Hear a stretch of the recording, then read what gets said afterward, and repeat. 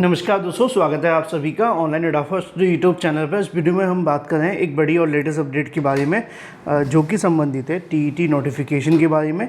TET notification के साथ साथ अगर बात की जाए टीईटी एग्ज़ाम डेट को लेकर भी अनाउंसमेंट कर दी गई है। साथ ही साथ टीईटी एग्ज़ाम डेट के साथ ही हम बात करेंगे शिक्षा सेवा चयन आयोग के माध्यम से नई शिक्षक भर्ती को लेकर जारी किए गए विज्ञापन के बारे में, और इसके साथ हम बात करने वाले हैं आप सभी के लिए पीईटी को लेकर भी डिटेल में बात करेंगे तीनों मामलों पर। चैनल को सब्सक्राइब करके बेल आइकन को दबा लेना और वीडियो को लाइक कर देना, जिससे कि आपको रियल ऑथेंटिक जानकारी ऑनलाइन एडाफा स्टूडियो यूट्यूब चैनल के माध्यम से मिलती रहे। सीधे शुरुआत करते हैं सबसे पहली अपडेट के साथ जो कि संबंधित है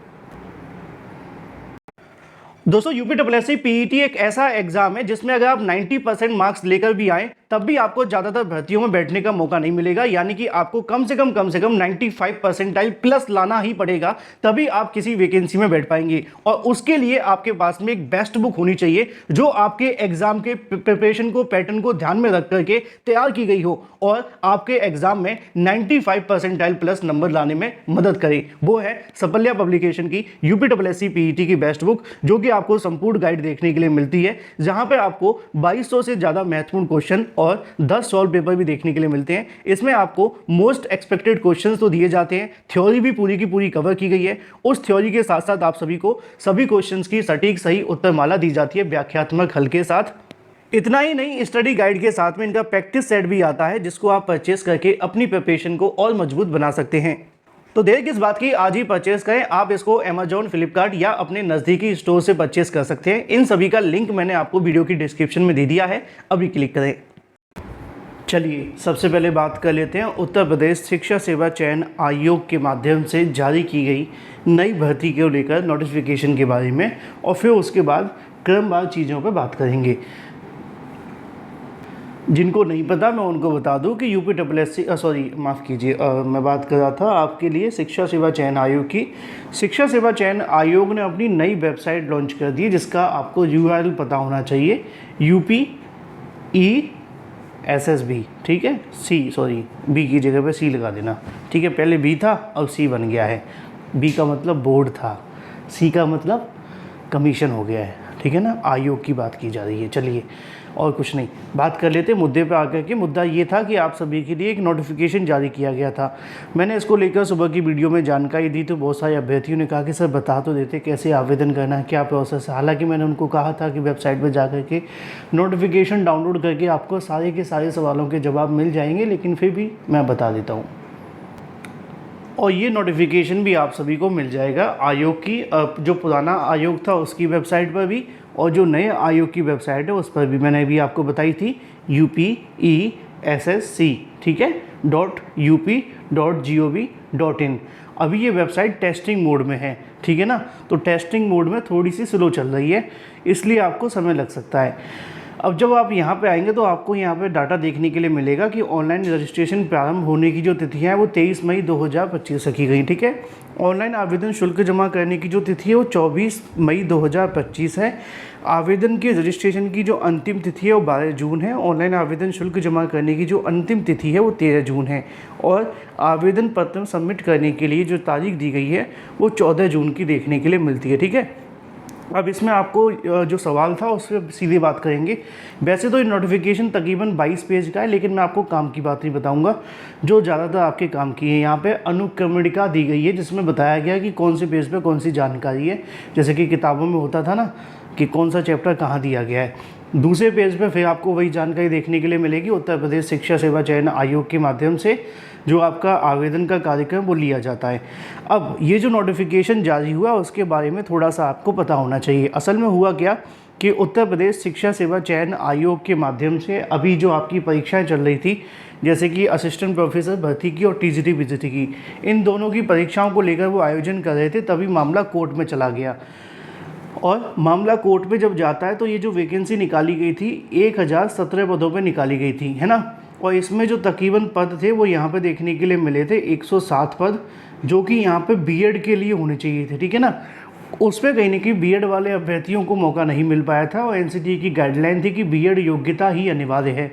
तो आयोग ने परीक्षा से तुरंत पहले ये कह दिया कि भाई इसकी जो कहीं ना कहीं बीएड करने वाले अभ्यर्थी हैं उनकी परीक्षा हम नहीं लेंगे और इनका दोबारा से हम आवेदन कराएंगे, क्योंकि मामला कोर्ट में भी गया था, कोर्ट ने भी इसको कंसीडर कर लिया था। तो अब आयोग ने असिस्टेंट प्रोफेसर भर्ती परीक्षा तो करा ली, लेकिन बीएड वाले छात्रों की परीक्षा नहीं कराई थी। इसलिए अब उनसे जो आवेदन है वो मांगे जा रहे हैं, जिससे कि क्या हो सके, इनकी परीक्षा कराई जा सके। ठीक है, नीचे अब इसके बारे में जानकारी मैंने आपको दे दी है, ज़्यादा पढ़ेंगे नहीं, जो काम की बात होगी वे बताएंगे। ठीक है, अब यहाँ पे लिखा हुआ है कि आपको आयोग के पोर्टल पर जाकर के करना क्या है, उसके बारे में जो आपका कहीं ना कहीं होगा, जैसे कि सहायक आचार्य में आपको बीएड के लिए सिलेक्ट करना है, विज्ञापित विषय की श्रेणीवार रिक्तियाँ, इसके अलावा ऑनलाइन आवेदन करते समय जो भी चीज़ें वो आपको ध्यान रखनी है, ऑनलाइन आवेदन कैसे करना है, फ़ोटो कैसे अपलोड करना है, सबमिट कैसे करना है, ये सारी की सारी बातें। आवेदन शुल्क आपसे 2000 रुपये लिया जाएगा। ठीक है, इसके अलावा और भी बहुत सारी बातें, अगर आप क्रेडिट और डेबिट कार्ड का इस्तेमाल करोगे तो आपको कुछ अलग से पैसे भी देने पड़ेंगे। रिक्तियों के विवरण की बात की जाए तो वो यहाँ पे आपके सामने लिखी है कि 107 पदों पे वैकेंसी निकाली गई है। अधिकतम आयु की बात की जाए या वेतनमान की तो 62 वर्ष तक आप सभी इसके लिए आवेदन कर सकते हैं और वेतनमान आपको ये देखने के लिए मिलेगा, क्योंकि असिस्टेंट प्रोफेसर का इसलिए इतना ज़्यादा है। नीचे अगर बात की जाए इसकी योग्यताओं के बारे में तो वो भी आपको देखने के लिए मिल जाएगा। बाकी आरक्षणवार चीज़ों को लेकर जानकारी दी गई, यहाँ पे आ जाती है अनिवार्य शैक्षिक योग्यता। इस विज्ञापन में निहित सहायक आचार्य बीएड पद हेतु विभिन्न जो न्यूनतम शैक्षिक योग्यता मांगी गई है, जैसे कि 55% अंकों के साथ में विज्ञान, गणित, सामाजिक विज्ञान, वाणिज्य भाषा में अगर आपने पोस्ट ग्रेजुएट हैं प्लस आपने बीएड कर रखा है तो आप इसके लिए आवेदन कर सकते हैं। ठीक है, सिर्फ इतनी सी बात है।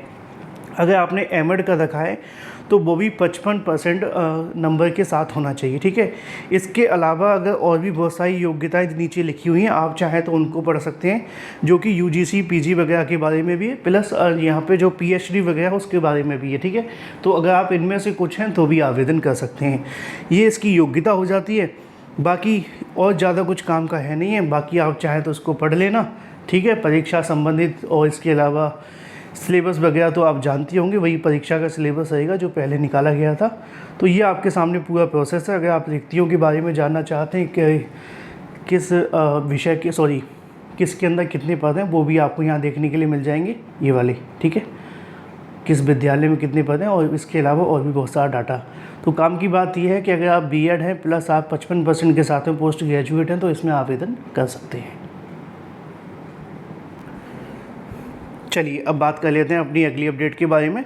टीईटी को लेकर एक नया नोटिफिकेशन जारी किया गया है और ये जो नोटिफिकेशन है आप सभी के लिए देखने के लिए मिलता है एसटीईटी के माध्यम से। एसटीईटी यानी कि हिमाचल टीईटी की बात की जा रही है, और यहाँ पे आपको देखने के लिए मिलता है हरियाणा टीईटी। एसटीईटी की बात करें हम, एसटीईटी को लेकर यहाँ पे जानकारी दी गई है कि आपका जो परीक्षा देखने के लिए मिलेगी वो यहाँ पर 26-27 जुलाई को आयोजित की जाएगी, जिसके बारे में जानकारी यहाँ पे दी गई गवर्नमेंट ऑफ हरियाणा के माध्यम से। बात कर लेते हैं पीईटी को लेकर। पीईटी परीक्षा के बारे में काफ़ी लंबे समय से अभ्यर्थी पूछ रहे थे परीक्षा कब तक हो सकती है। संभावित तौर पर इसकी परीक्षा सितंबर-अक्टूबर तक जाने की उम्मीद है। अभी आयोग कुछ पुरानी भर्तियों पर फोकस कर रहा है, इसलिए इसकी परीक्षा को लेकर जो फाइनल तिथि आने में कम से कम 1 से 2 महीने का आपको इंतज़ार करना पड़ सकता है। यानी कि सितंबर-अक्टूबर मान करके तैयारी करते हैं, परीक्षा आपकी होगी, लेकिन अभी समय लगेगा। Thank you for watching this video.